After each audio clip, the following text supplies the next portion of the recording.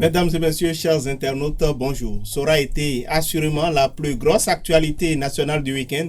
Boni Yayi n'est plus depuis ce dimanche membre de la famille FCBE. La crise latente qui secoue cette formation politique de l'opposition depuis quelques mois a fini par emporter son leader charismatique qui, visiblement, n'est plus en phase avec les nouveaux hommes forts du parti qu'il taxe même d'acquaintance avec le pouvoir. Quelle lecture peut-on faire de cette démission qui intervient à quelques semaines seulement des prochaines élections communales? C'est le premier sujet de notre décryptage. Le Covid-19 et la pandémie du vaccin sera la deuxième actualité au cœur du débat de tout à l'heure.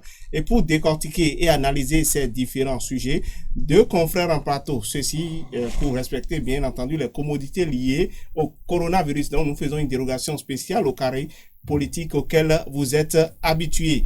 Jules Léandre Kitty, bonjour. Bonjour Gabin. Bonjour à tous nos amis internautes, les amis de BNews. Merci, ils vous répondent à leur façon. Je rappelle que vous êtes analyste et chroniqueur politique. Merci. En face de vous pour faire le débat est toujours présent à l'appel Alphonse Moïse Soudé, bonjour. Bonjour à vous Gabin. Je rappelle que vous êtes journaliste et analyste politique. Je commence par vous, Jules Léandre Kitty. Quelle note donnez-vous à cette actualité, à cette démission du leader charismatique des forces Cori? Là, c'est une vraie colle pour moi, parce que c'est vrai. Dans l'embarras, là. Ouais, je vais analyser après. Je lui donne 5. Vous donnez 5 sur 10. Voilà. Alors, je viens à vous, Alphonse Moïse Soudé, pour le même exercice. Quelle note attribuez-vous? La note 4. Vous donnez la note 4. Et justement, je commence par vous. D'abord, je vais vous demander, cette démission-là, vous y attendiez? Cela a été pour vous une surprise ou non? Non, sur ce même plateau, j'avais déjà dit que la réconciliation au niveau de la FCBE était de façade. Ce parti a échappé à Yahi. Yahi devait le comprendre depuis que ce parti ne lui appartient plus. Mais s'il a attendu le dernier moment, c'est pour nous dire qu'après moi, le déluge. Sinon, bon, pour moi, ce n'est pas une actualité si importante que ça. Une actualité, c'est une actualité mineure. Oui, mineure. Alors, la démission était attendue, selon vous, la démission de Boni Yahi? Non, la démission n'était pas forcément attendue. Parce que cette démission relève plutôt, selon moi, d'un calcul politique, pour ne pas dire un calcul politicien. Parce que les calculs politiciens, on ne peut pas s'y attendre. C'est toujours plusieurs hypothèses. C'est-à-dire que si les FCBE, telles que les différentes ailes se comportaient, et dans la dynamique d'une participation aux prochaines élections communales et municipales, si ça arrangeait Boni Yahi, vous l'auriez vu dans une autre posture. D'accord? Donc c'est pourquoi je dis cela relève d'un calcul politicien et le timing. Tout est lié aux prochaines élections. Oui, finales. le timing dans lequel c'est fait. C'est pourquoi j'ai donné 5. Pourquoi? Fondamentalement, je déplore au plan moral ce comportement-là, parce que, comme il a dit, c'est pour dire après moi le déluge. Ensuite, c'est pour dire qu'il faut que je fasse mal à ceux qui ne veulent pas reconnaître ou accepter, admettre mon hégémonie éternelle sur le parti. Alors que toute théorie confondue en termes de réforme du système partisan, qu'on l'aime ou pas, que ce soit à la Patrice Talon ou autre, eh bien, la réforme du système partisan avait pour, entre autres objectifs, d'empêcher que désormais les formations politiques subissent l'hégémonie d'une personne. Qu'on ne lie qu'une seule personne, le parti à une seule personne. On a bien envie de finir avec les époques où, quand vous parlez NCC, vous parlez Parti National Ensemble, vous ne voyez que Albert Thivoidjere, paix à son âme. Quand vous parlez UNDP, vous ne parlez qu'Émile Delenzissou, vous dites PRD, c'est Mbedi ou rien. Vous dites RB, c'est les Soglo ou rien. Vous dites PSD, c'est Amoussou ou rien. C'est des choses comme ça qu'on voulait corriger. Donc, il ne faut pas que donc quelqu'un d'autre, attendez, il ne faut pas que lui qui est venu après eux continue même quand il a quitté le pouvoir. Mais il se fait que, voilà, donc je n'ai pas envie de lui donner une très grande note parce que moralement, c'est pas correct parce qu'il faut quand même un peu d'espace pour la morale et la vertu en politique. Mais 5 aussi, les autres 5, pour célébrer le bon calcul politicien. C'est-à-dire que c'est de bonne guerre. Le moment que Boni Yahi a choisi pour dire qu'il se retire, je pèse mes mots, pour dire qu'il se retire des FCBE, eh bien, c'est une manière de dynamiter la machine FCBE qui se met en place. On va analyser justement parce que il a dévoilé, il a dévoilé à travers ses récriminations contre le régime en place. Ça veut dire que son problème, il avait l'impression que la participation des FCBE telle que ça allait arranger le régime. Et comme lui, il a une haine viscérale contre ce régime, il faut dire qu'on se retire pour pouvoir donc faire mal aux autres. C'est tout. Maintenant, politiquement, c'est peut-être correct, c'est de bonne guerre, ça nous apprend. C'est un cas d'école. Au plan politique, ça se comprend. Oui, ça se comprend. Le machiavélisme politique en bien sous le tropique. Bon, de ce point de vue, on peut lui dire, ah, monsieur, vous êtes suffisamment bien machiavélique. Alors, revenons au contenu de cette correspondance. Alphonse Moïse Soudé. Boni Yayi a dit que le parti est dévié de sa vision et serait devenu pratiquement un pion du régime Talon. Est-ce que le diagnostic que Boni Yayi décrit là n'est pas forcément ce qui se constate réellement aujourd'hui au sein de FCB? Non, Boni Yayi le savait. Il faut qu'on dise les choses clairement. Depuis l'obtention du récépissé pour ce parti-là, Boni Yayi savait déjà que le parti lui a échappé. Parce qu'on n'a pas demandé son avis. On n'a pas demandé l'avis des ténors avant l'obtention du récépissé. Et j'avais déjà dit après son retour, le fait de référer chaque fois les partis politiques à leurs géniteurs, c'est ce que ça entraîne. Quand vous êtes au pouvoir, c'est aussi valable pour le président Patrice Talon. Quand vous êtes au pouvoir et que vous créez un parti politique, vous avez toutes les manettes parce que vous disposez de tous les pouvoirs. Et tout le monde vous obéit. Mais dès que vous perdez le pouvoir, on a vu ça avec la Renaissance du Bénin, on a vu ça avec l'UBF au temps de Kérékou, on est en train de voir ça avec la FCBE. C'est comme ça. Donc Boni Yayi savait déjà que le parti lui a échappé. Quand vous voyez toutes les raisons énumérées, je ne reproche pas au régime de vouloir phagocyter tous les partis. C'est aussi ça de bonne guerre. Vous avez vu, le PDA a voulu jouer au Django pour les législatives. On lui a cassé les pattes. Et cette fois-ci, on les a rachetés de justesse. Donc, le régime en place veut maîtriser tous les circuits politiques. Et Boni Yayi le savait depuis. Et il devait prendre ses distances parce qu'il a tenté de colmater les brèches. Il a tenté de faire renaître le parti. Mais malheureusement, dans l'élaboration des listes, on n'a pas tenu compte de son avis. Il a été clair, dit ceux qui sont là. Oui, parlant justement de ce volet, l'élaboration des listes de candidatures auxquelles Boni Yayi n'aurait pas été associé, est-ce que cela n'aura pas constitué la goutte d'eau qui a débordé? Mais oui, pour lui, c'est une honte.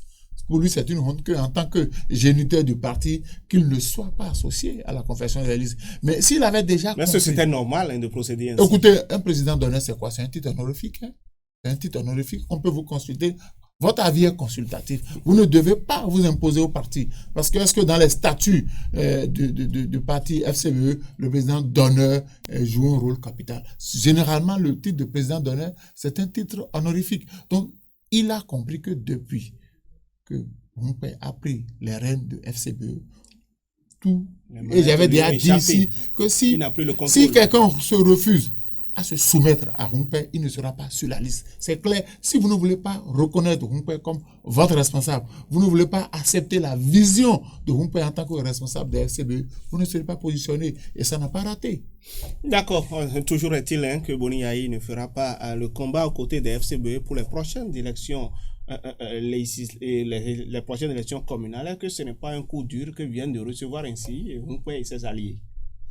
Ben, un coup dur, je ne pense pas. Si je rentre, je me confine pour faire dans le vocabulaire à la mode, si je me confine dans la logique de Rumper et ses alliés, pour moi, une logique qui ne souffre d'aucune ambiguïté.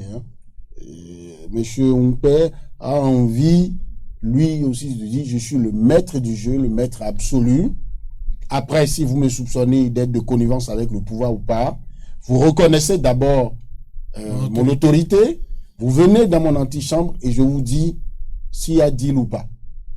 Celui qui ne rentre pas dans ces moules-là, on paie les cartes. La preuve, vous regardez la liste, même là où il y a des conseillers en exercice, des gens qui sont influents, s'il y a 9 sièges, il les met au 9e, mais là, il est gentil. Sinon, il vous enlève. Alors, est-ce que c'est un coup dur pour Rumper? Je ne pense pas. Le problème de Rumper, fondamentalement, était Boni Yayi.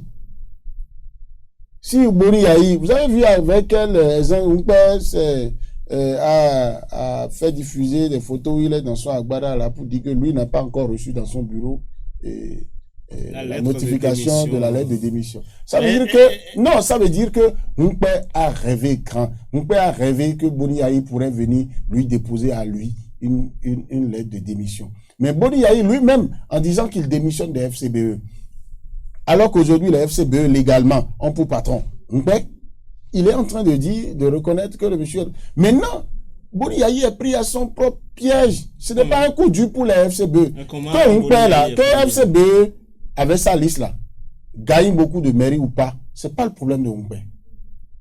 Moumpé n'avait pas... le secrétaire exécutif non, excusez-moi. Moumpé n'avait pas besoin de ça pour se forger. Moumpé a un autre problème. Lequel? Moumpé, malgré sa bonne volonté, aura du mal à atteindre le niveau des Boni Yayi, même sans avoir... Même Boni Yayi, pas ancien chef d'État. Hein. C'est-à-dire que il y a des jeunes leaders politiques dans même la région de Moumpé qui ont commencé il y a quelques mois, mais qui valent mieux que Moumpé politiquement. Il se fait que Moumpé tient quelque chose de grand. Il s'agit du FCB. Il n'a jamais rêvé être à ce niveau, à cette position. Mais comment Moumpé, le phénomène Moumpé est né? Il faut retourner dans l'histoire. C'était pour embêter les Nago que Boni Yayi allait fabriquer le phénomène Moumpé pour le nommer ministre. Est-ce que Moumpé a été... Mais d'aucuns estiment que c'est Nago qui l'aurait proposé et qu'il est devenu peut-être un os dans la gorge. Oui, mais quand on vous demande de proposer quelqu'un, sous nos tropiques, on sait que celui que les hommes politiques aiment proposer, là, c'est celui qui pense être manipulable. Il le propose, comme tu le traites de manipulable, celui vers qui tu l'envoies le prend, le manipule contre toi, quand vous ne vous entendez plus. Cette règle-là est classique. On te fait mal à partir d'un frère à toi ou de quelqu'un que tu as proposé, qui t'embête proprement. C'est ce qui s'est passé. Donc, Boni Yayi est pris à son propre piège, et Moumpé, me semble-t-il, compte sur quelque chose. Il n'est pas inquiété. Boni Yayi, comment se fait-il que toi, tu dis que tu es contre le régime qui est là? Tu ne veux pas du tout qu'on se plie aux exigences du ministère de l'Intérieur, qui veut, par le respect de ces exigences-là, entériner donc les résultats des législatives de 2019. Tu tiens la branche du... Mais pourquoi ils n'ont pas fait comme l'USL? En faisant quoi? Diadjavon.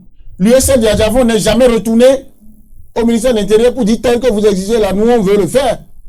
L'USL dit le processus dans lequel j'étais avant était régulier. À partir de ce moment, vous avez déjà mon récépissé. Nous subissons donc les conséquences de notre position. C'est ça aussi la conviction politique. Maintenant, Boni Yayi, il reste à l'étranger.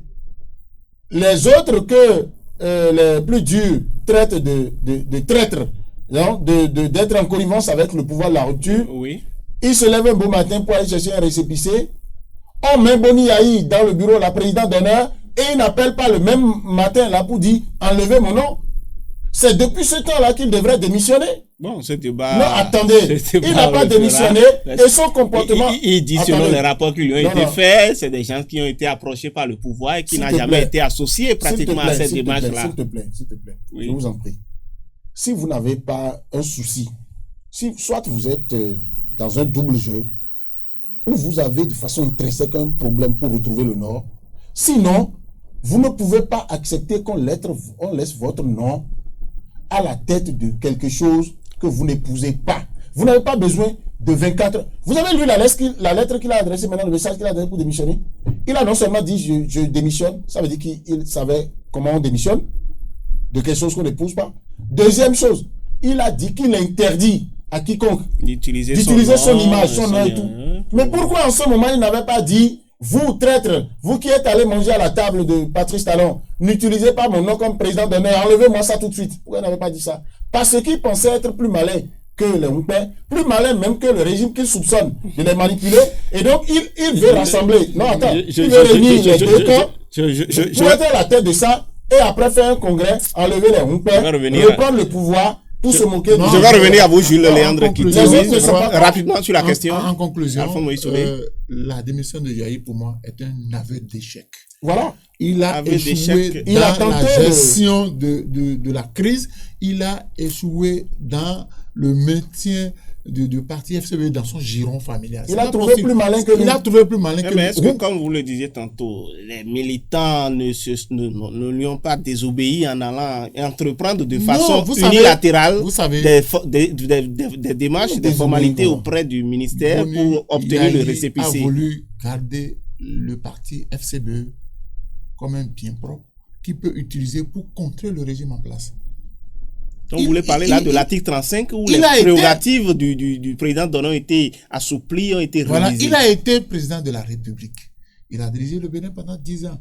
Il sait comment un président de la République peut atteindre les partis. Il sait comment un président de la République peut détruire les partis. Il sait comment un président de la République peut faire venir à lui les partis politiques. Si entre-temps, il n'est plus président de la République, quand vous n'êtes plus président de la République, quel intérêt politique vous apportez aux autres? Humpé veut se donner un nom. Même si aujourd'hui on ne lui fait pas confiance, Humpé veut se donner un nom. Oui. Vous voulez être des FCBE, vous voulez être un membre du parti, vous voulez être positionné. Reconnaissez d'abord que Humpé est votre premier responsable. Allez lui faire allégeance. Mais quand vous refusez de faire allégeance à votre responsable, dans la liste, tous ceux qui sont proches de Boni Yayi ont été mis de côté. C'est les militants dociles qu'on a positionnés. En politique, c'est ça. Quand vous ne pouvez pas être docile à votre leader politique, sortez de son parti, allez créer votre mouvement. Mais est-ce que cette exclusion ne sera pas nuisible au parti? Non. Peut-être, je l'ai dit à l'entame de mes propos, après moi le déluge. Ce comportement-là, c'est ce qu'on comprend. C'est-à-dire que Yayi Boni se dit, si je quitte aujourd'hui la FCBE, ils n'auront pas de conseiller. Et c'est pourquoi il dit, il interdit à quiconque d'utiliser son nom et son image. Parce qu'il se disait toujours que dès que les gens verront son image, ou que dès que les gens entendront son nom, ils iront massivement voter pour lui, malheureusement. Et du coup, ça compromet les 10% du parti pour concourir à l'attribution de sièges, non? Dire cela, c'est comme si sans Boni Yayi, FCBE n'existe pas. Et vous ne l'entendez pas ainsi. Les autres qui sont dans FCBE ne sont pas venus vendre de la moutarde, ils sont venus exercer quand même leur talent politique. Attendons au soir des élections municipales pour dire, bon, Humpé et ses amis n'ont rien fait. Mais pensez-vous, Julien Kiti, que Humpé et ses amis, justement, peuvent vraiment défier Yayi en allant arracher les 10% pour conquérir l'attribution des sièges? Que vous FCBE aujourd'hui sans Boni Yayi? Non, attendez, il faut faire la différence entre la légalité et la légitimité. La légalité que Humpé détient aujourd'hui, oui. La capacité que Humpé a eu de déposer 3630 dossiers à la Sénat, oui. C'est déjà pas rien. Quand j'ai fini de dire que Humpé a du mal, n'est pas né leader politique et aura tout le mal du monde à être un grand leader politique à mes yeux, mais quand vous n'êtes pas intelligent, on vous demande d'être malin. Donc, il n'a pas la capacité de se forger une carapace de grand leader politique respecté ici et ailleurs, mais il a cette capacité de peut-être lézarder les murs, de pouvoir arracher ce qui est important et de faire chanter Boni Yayi. Alors, FCBE dans la course des communales et municipales sans Yayi Boni, sur papier, c'est toujours un coup dur. Parce que ici ou à l'étranger, on considère le parti, vous voyez, toutes les chaînes internationales diront toujours dans leurs commentaires le parti de l'ancien président Boni Yayi. D'accord? Mais quand ils vont donc au contact de la population, déjà que ces partisans à lui, Boni Yayi, ont été écartés essentiellement des listes, ça fait un groupe qui ne va pas mouiller le maillot comme cela se doit. Mais est-ce que ce groupe a encore la puissance qu'il avait sur le terrain? Maintenant, il faut voir ceux qui ont rejoint le camp Humpé, pour une raison ou une autre. Quand vous voyez la Légion du Septentrion qui est avec Humpé, c'est des gars qui étaient très en vue dans FCBE version Boni Yayi, qui sauront tenir le langage qu'il faut. Les Djemba et autres là, vous croyez qu'ils ne savent pas le langage qu'ils vont tenir aux gens dans leur fief? Maintenant, FCBE, je vous ai dit, le bon résultat que vous attendez de FCBE aux élections communales et municipales, moi j'ai la conviction, moi Julien qui j'ai la conviction que ce n'est pas le problème de Humpé. Maintenant, vous parlez des 10%. Oui. Mais si les 10%, la population à la base décide de les accorder à FCBE, vous n'y pouvez rien. Maintenant, même sans si, Boni Yayi. non, supposons que FCBE oui. ne décroche pas les 10%. Ça pose quel problème? Mais le parti continue d'exister. Le parti continue d'exister. Humpé continue d'être secrétaire exécutif national d'un parti politique. Mais affaibli dans une certaine mesure, non? Oui, mais affaibli, c'est pas grave. Mais Boni Yayi serait plus affaibli que lui. Boni Yayi est plus affaibli aujourd'hui que lui. Alphonse, vous soudez rapidement pour finir sur cette question. Comment entrevoyez-vous l'avenir de ce parti sans Boni Yayi? Oh non, écoutez. Boni Yayi, c'est vrai que c'est lui qui a créé le parti, mais le parti lui a échappé. Et c'est lui le bras financier aussi. D'aucuns disent qu'il est le bras financier de Peut-être. Ce qui est sûr, quand un bras financier s'en va, on trouve forcément un autre. Non, moi je pense pas. Un parti qui a été créé au pouvoir, il ne faut pas chercher C'est le tout. président de la République Et comme bras financier. ce On que a je utilisé crains, les moyens de l'État, on a fait tout ce qu'on veut ce avec. que je crains, il ne faudrait pas que Boni Yayi revienne après. Quand la FCB aura obtenu des conseillers, des maires, il ne faudrait pas que Boni Yayi revienne après me dire que j'ai été trompé, on m'a pas donné les bonnes informations, j'ai fait une mauvaise lecture de la situation pour vouloir récupérer FCB. Ce serait déjà trop tard. Un homme politique a de la conviction. Un homme politique ne va pas à gauche et à droite. Il réfléchit avant de prendre toute décision. Merci, Alphonse Moïse. Avec votre permission, très rapidement, oui, allez-y. Je voudrais apporter une autre information qui va nous conforter dans cette position qu'on est en train de tenir là. Vous savez que Boni Yayi avait déjà fait ballon d'essai par rapport à ça. Il avait déjà annoncé, qu'il prend une retraite momentanée. Oui. Il n'a pas eu l'effet voulu, l'effet de victimisation qui devrait amener les Ouïghours à être diabolisés pour revenir vers lui, qui devrait amener tous les militants à marcher dans tous les coins du pays pour dire que c'est Boni Yayi ou rien. Comme il n'a pas obtenu ça, il va plus loin pour dire maintenant je démissionne, mais il dépose pas la lettre au père de Ouïghour. Est-ce qu'il en avait besoin? Il est président d'honneur, non? C'est un titre honorifique. S'il avait besoin de déposer une lettre de démission formelle. Ah, ok, excusez-moi, moi là, je n'ai pas eu besoin d'aller en première année de droit avant de savoir que lorsque vous dites que vous avez démissionné, pour faire acter cette démission, vous déposez une lettre et vous avez accusé de réception. Et c'est après ça que vous mettez dehors pour parler. Je l'ai démontré à des gens dans une autre formation politique qui se sont permis de dire nous avons démissionné, nous sommes tel nom, on a vidé le parti, alors que dans le haut secrétariat du parti, il n'y a aucune trace de démission. Je dis, vous êtes mal barré, vous ne connaissez même pas les règles. D'accord. Jules Léandre Kitty, chers confrères, avec votre permission, nous allons très rapidement aborder le second sujet de ce décryptage qui a bien entendu trait au coronavirus, cette redoutable pandémie qui continue de défrayer la chronique au plan mondial.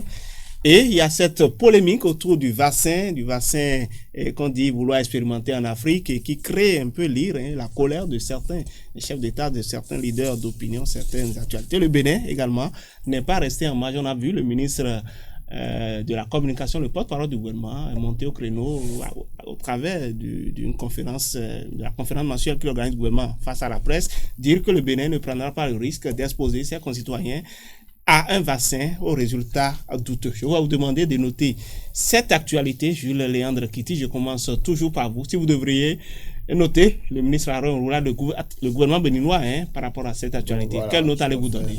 Le gouvernement béninois, je lui donne 9. 9. Merci Jules Léandre Kitty. Je reviens à vous, Alphonse Moïse Soudé. Je le donne 6. 6. Votre note devrait être affichée de ce côté pour que les téléspectateurs puissent bien voir. Merci Alphonse Moïse Soudé. Vous avez donné donc 6.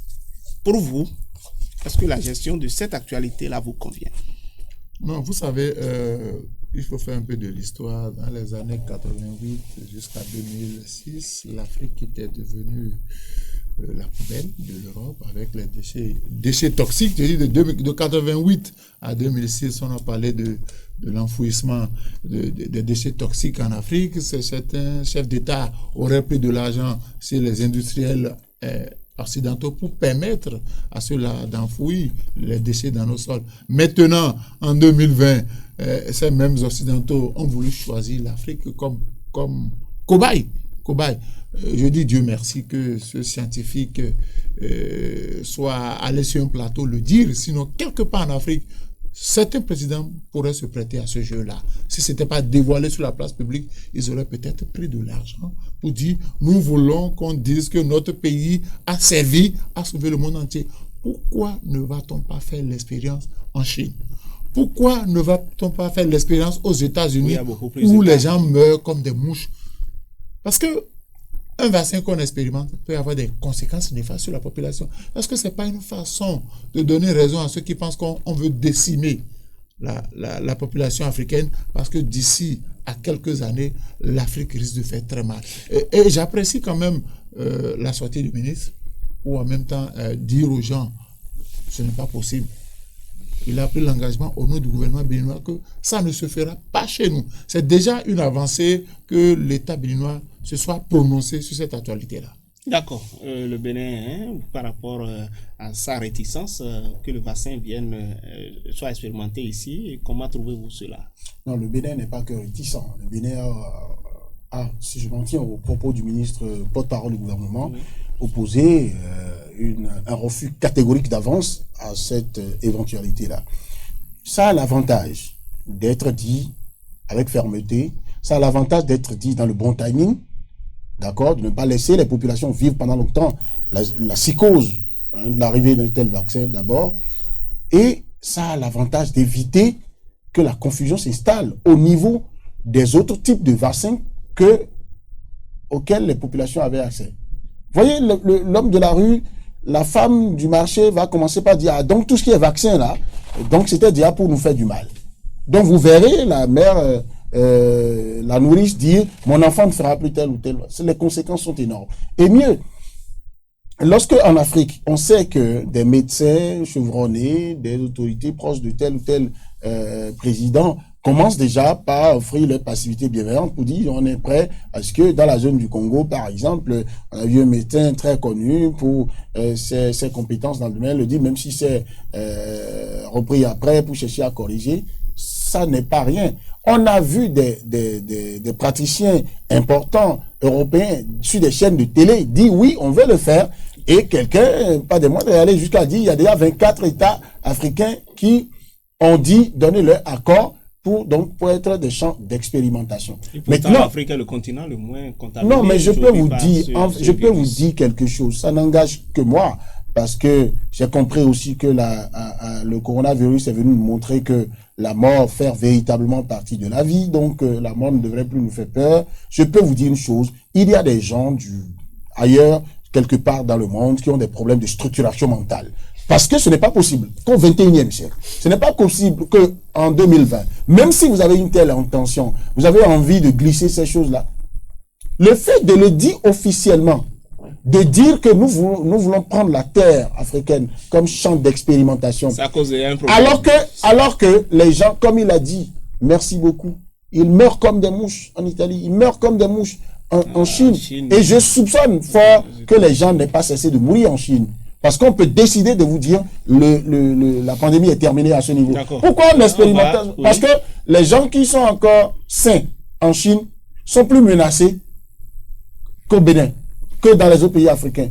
Qu'on veuille le faire, c'est une manière de dire tout le débat qui a été fait sur la décolonisation, tout le débat qui a été fait sur la fête de l'esclavage, tout ça, ça n'a jamais rien changé dans la tête des gens. Mais moi, je peux vous dire quelque chose. Je suis né de père de mère béninois, donc africain. Oui.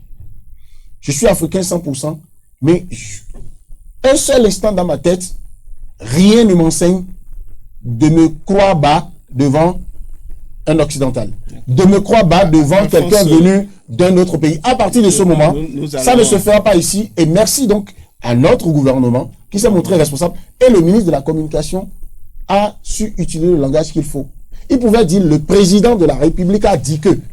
Mais en tant que porte-parole, il dit, puisqu'il s'agit de questions de vie ou de mort, de la vie qui est sacrée, il dit indirectement, même moi, même Alain Auron là, je vous dis en tant que personne humaine, je ne crois pas que ça puisse arriver. Et je ne crois pas que mon président que je connais puisse accepter ça. Ça veut dire que le président, même s'il est tenté demain de le faire pour une raison ou une autre, il va se rappeler que son ministre a dit qu'il est suffisamment bon pour ne pas accepter une telle chose. Oui, donc c'est pourquoi je leur donne 9. Vous l'avez dit, Alphonse Moïse Souré, nous n'allons pas finir sans aborder très rapidement ce volet-là également. On parle de l'apivirine. Vous en avez entendu parler, que notre compatriote Valentin Agon aurait expérimenté de l'autre côté du Burkina Faso, mais le gouvernement béninois également est réticent à s'adonner à cette piste-là. Comment est-ce que vous appréciez cela? Bon, moi j'ai lu qu'il y a un médecin, je crois un docteur burkinabé qui est en train de tacler Agon parce que par rapport à son produit. Non, vous savez, ce n'est pas parce que on a dit que ça a marché là-bas qu'il faut sauter là-dessus. Le ministère de la Santé a ses services techniques qui feront d'abord un travail scientifique. Il ne faut pas qu'on recommande aux gens d'utiliser ce produit et qu'on revienne après nous dire, en réalité, comment on appelle, le principe actif de ce produit-là ne permet pas de lutter contre le virus. Non, moi je crois qu'au niveau des laboratoires du ministère, on doit faire un travail scientifique pour être sûr que le principe actif répond à ce dont on a besoin pour lutter contre le mal. Maintenant, si c'est fait que c'est positif, le gouvernement a intérêt à promouvoir ce produit-là d'abord chez nous, pas chercher à le commercialiser, parce que dans cette affaire de Covid-19, tout le monde se découvre commerçant. Les commerçants véreux ont repris du service, donc il faut d'abord penser. Et moi, je profite pour dire, on pourrait éventuellement associer la médecine traditionnelle, parce que chez nous, on oublie souvent qu'on peut guérir plusieurs maladies à partir des plantes. Plantes, ce n'est pas gris-gris. Donc, il faudrait qu'on commence déjà à mobiliser les thérapeutes pour voir dans quelle mesure le Bénin peut proposer. Oui, mais Valentin Agon également un thérapeute. Est-ce qu'on ne peut pas expérimenter un peu son produit là pour voir son efficacité par rapport au traitement de cette pandémie? C'est-à-dire que je pense qu'il y a trois pôles qui se combattent proprement. Il y a le purement commercial, c'est-à-dire que vous avez vu que quand on a commencé par parler du produit de Valentin Agon, il y a d'autres qui ont commencé par... Mais quelqu'un met de l'eau, quelqu'un met du savon dans l'eau, il met étiquette, pourvu qu'on ajoute Covid-19 autour, ou bien Corona, et ça y est.